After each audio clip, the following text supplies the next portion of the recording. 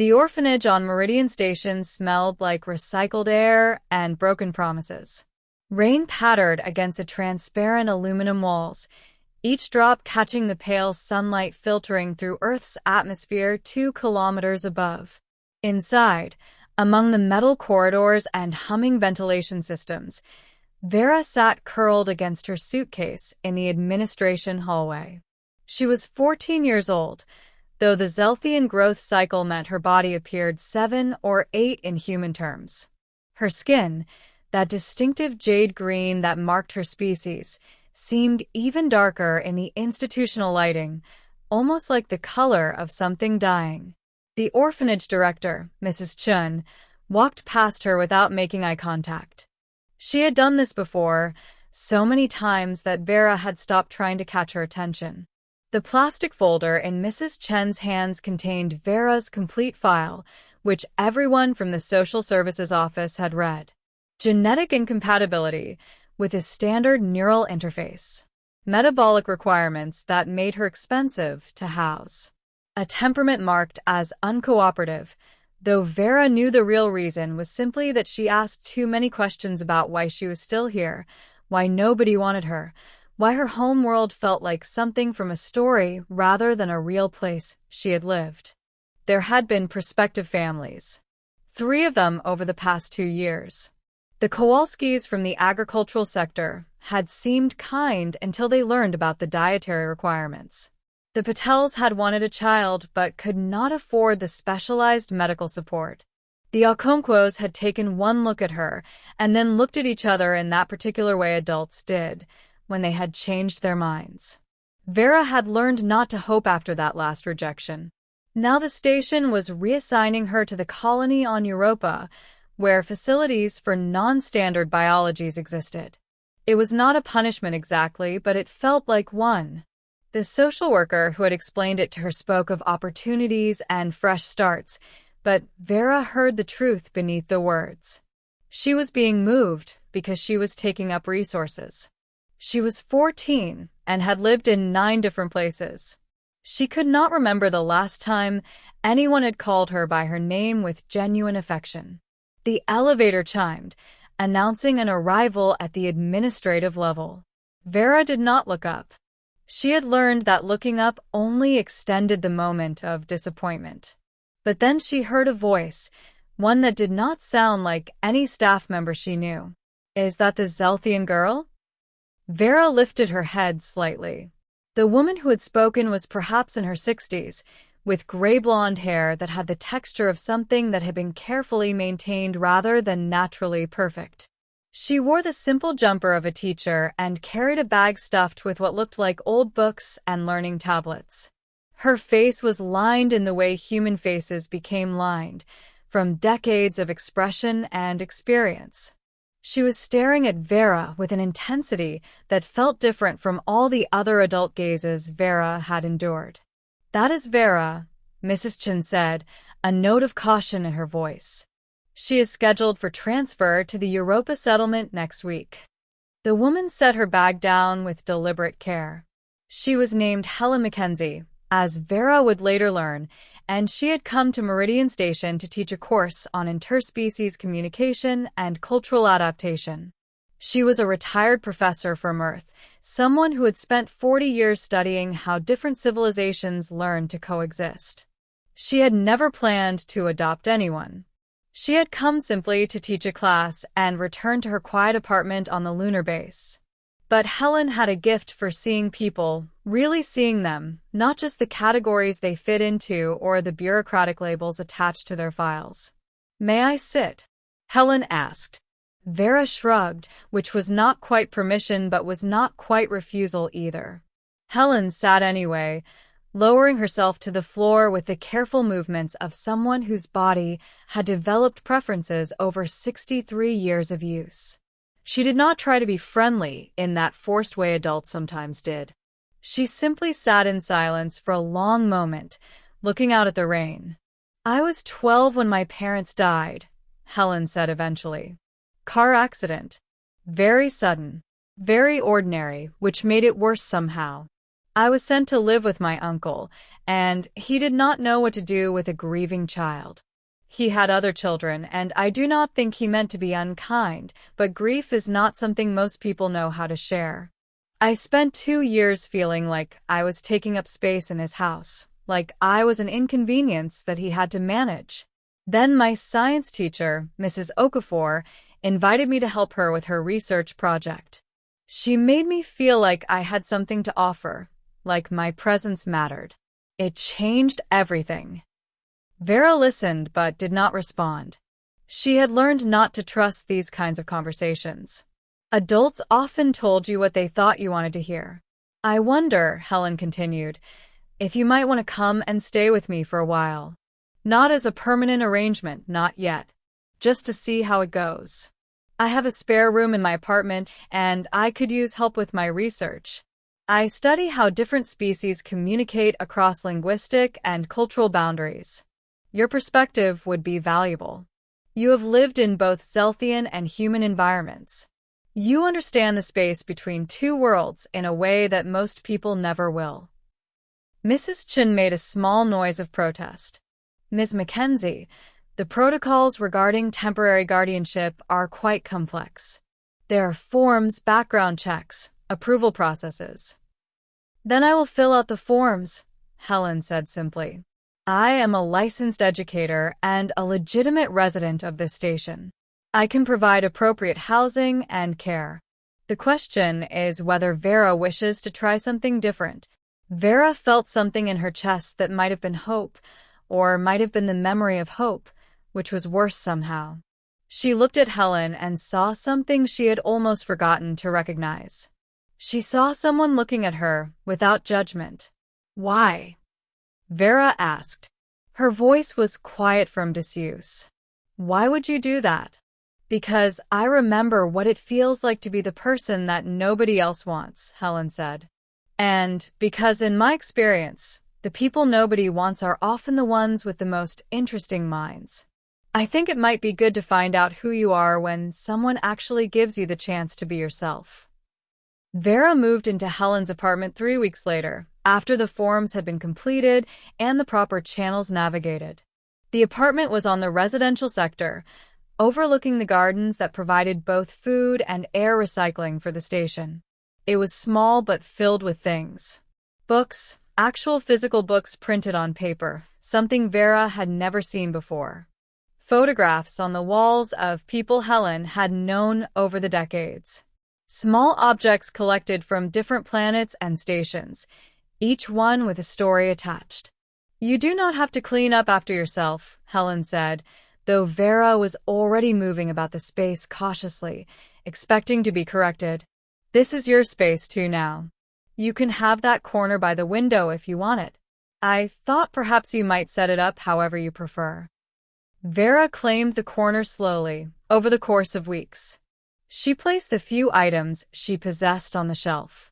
She asked if she could remove some of the books to make room for her own things, and Helen had said yes, without hesitation. No adult had ever asked her permission to change her own environment. The power of that small freedom was enormous and terrifying in equal measure. Helen's research began the day after Vera arrived. They would sit together in the study room, and Helen would ask questions about Zelthian culture, about how concepts were understood differently between human and Zelthian minds. She would listen to Vera's answers with genuine curiosity, asking follow-up questions, taking notes, treating every word as if it mattered. Vera had never been interviewed like this, never been approached as a source of knowledge rather than a problem to be managed. On Zelthia, Vera explained one afternoon, speaking about a culture she had only dim memories of. The concept of belonging is not about blood or family in the way humans typically understand it. It is about resonance. The idea that certain individuals vibrate at frequencies that harmonize with each other. In human terms, it might be closest to your word empathy, but it is something more specific. It is about understanding the particular rhythm of another being. Helen leaned forward, her pen moving across her tablet. How is this resonance identified? You feel it, Vera said. You just know. There is no test or formal process. You encounter someone, and either the frequencies align or they do not. My birth mother had that resonance with me, I think, before she died. But I have never felt it since. Not with any of the families at the orphanage, not with the other children there. I have felt alone in a room full of people. Helen set down her pen and looked at Vera directly. When did you first feel like you and I might have some resonance? Vera considered this carefully. When you sat down on the floor in the hallway.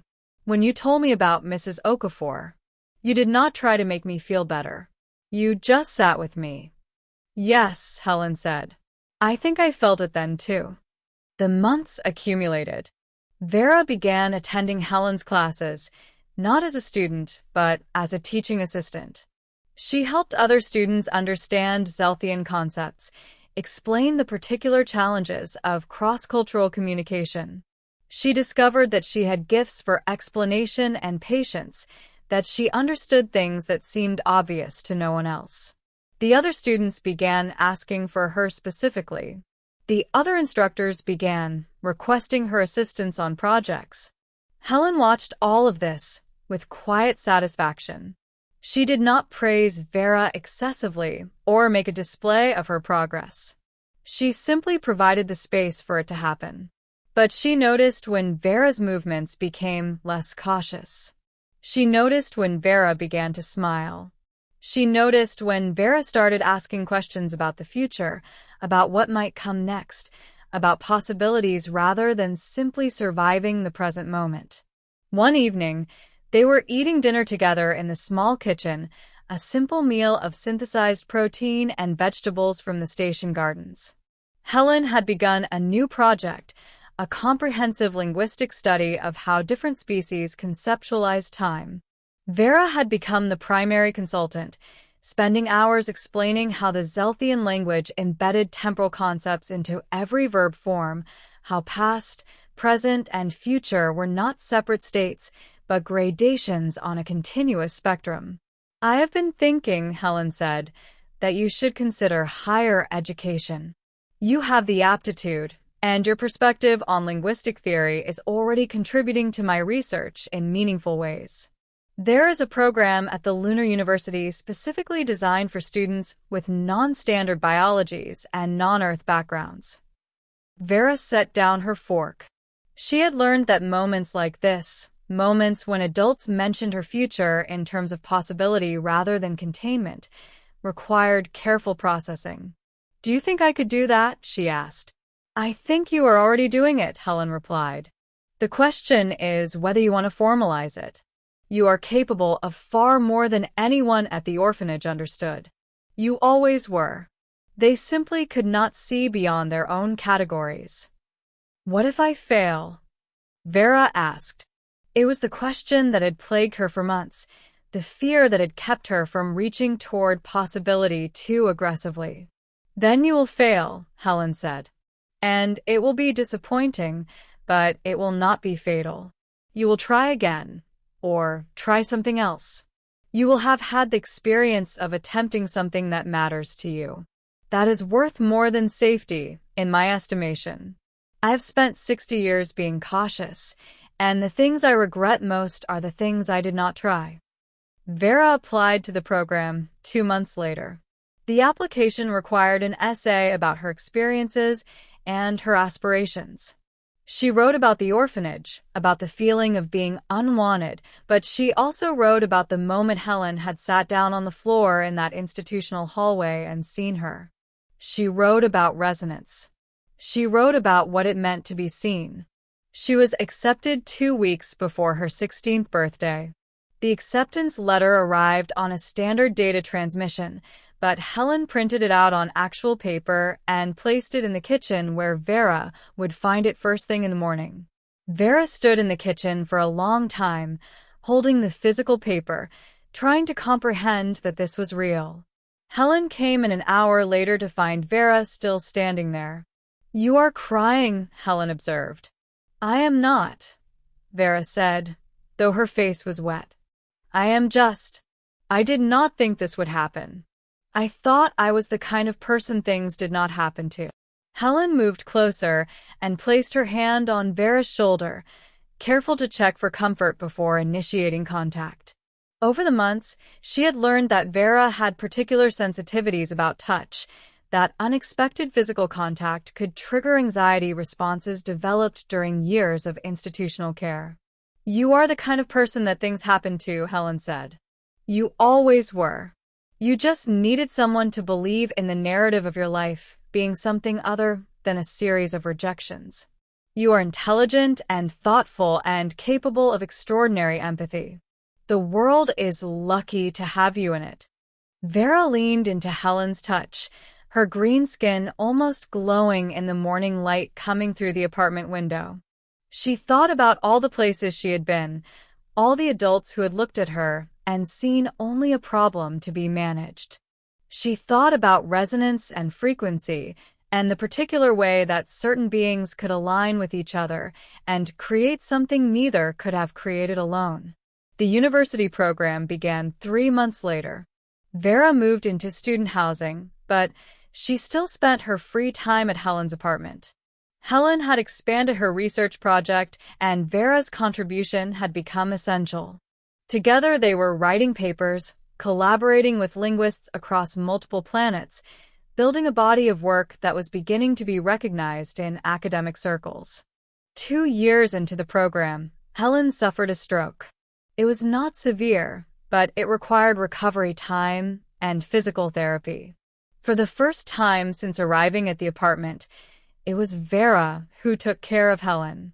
She attended her medical appointments, prepared her meals, helped her with the exercises the physical therapists had prescribed. Helen found herself in the position of being dependent, of needing care from someone younger than her, and it was humbling and illuminating. I want to adopt you officially, Helen said one afternoon, as Vera was helping her walk slowly around the apartment, building back her strength. Not because I need to, but because I think it matters. Because I want there to be a legal and formal recognition that you are my daughter, that I am responsible for you and proud to be so. Vera stopped walking. She was 18 now, old enough to make her own decisions about such things. But the question still carried enormous weight. I thought this was already true, Vera said. The way you treat me, the way you believe in me. The heart knows it, Helen replied. But the world needs the law to know it too. And perhaps you need it as well. Perhaps you need to carry that knowledge forward into all the spaces where you will go and all the things you will accomplish. That you were chosen. That you are wanted. That you belong to someone who loves you fiercely. The adoption became official on a quiet afternoon in Helen's apartment, just the two of them and a representative from the state. Vera signed the documents with a hand that was steady, and Helen signed with a hand that had been recently relearning how to hold a pen. They did not make a celebration of it. They did not tell many people. But that night, Helen made a special dinner, the complex Zelthian dish that she had learned to prepare over the years by watching Vera cook and asking detailed questions. As they ate, Helen told Vera about the future. She was thinking of reducing her teaching load, perhaps retiring fully within the next few years. She thought perhaps Vera might continue the research independently, might eventually publish under her own name, might become recognized in the field as the expert she was becoming. I think I would like that, Helen said, more than I would like anything else. To see you recognized for what you have always been. To see you move beyond the limitations that people try to place on you. I have another 30 or 40 years, perhaps. I would like to spend them watching you become everything you are capable of becoming.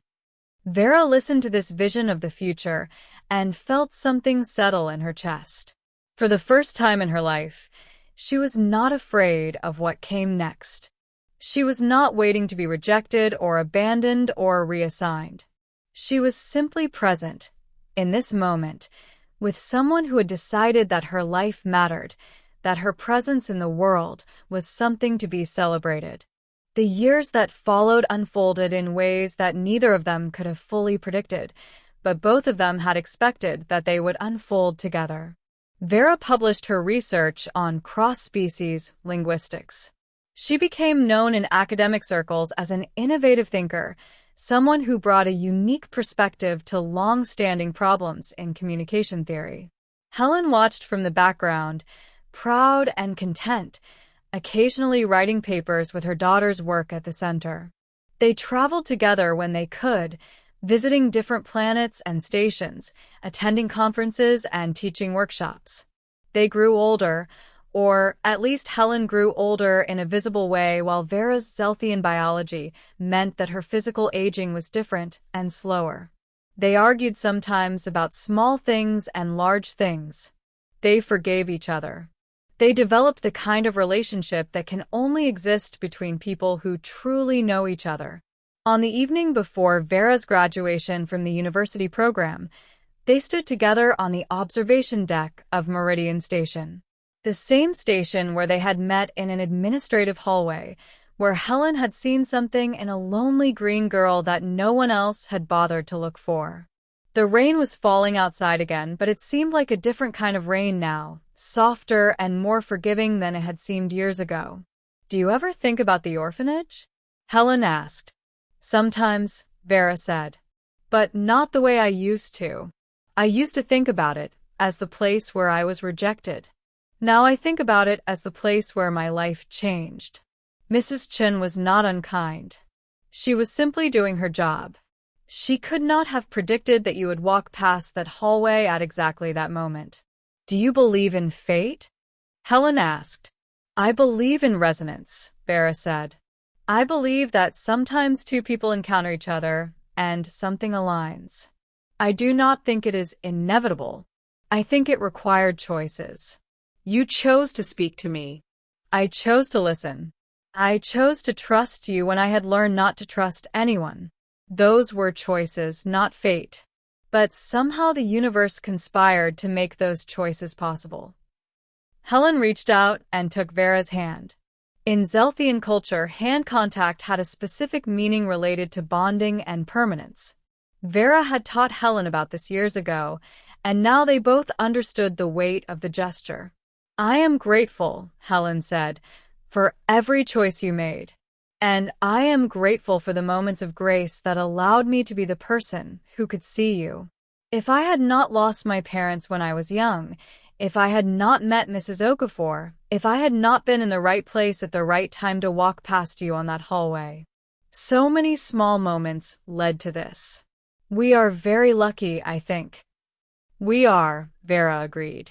"And I think we made our own luck as much as luck made us." They stood together as the sun set over the earth far below them, looking out at the vastness of space, at all the possibilities that still lay ahead. Vera was no longer the rejected girl in an orphanage hallway. She was no longer the problem child that institutions did not know how to manage. She was Dr. Vera Mackenzie, about to graduate from a prestigious university program, about to launch a career in research and teaching. She was a scholar, a creator of knowledge, a bridge between worlds. But more than all of that, she was someone who was loved. She was someone who belonged to another person who had chosen her, who had seen her, who had resonated with the particular frequency of her being and chosen to stay aligned with it.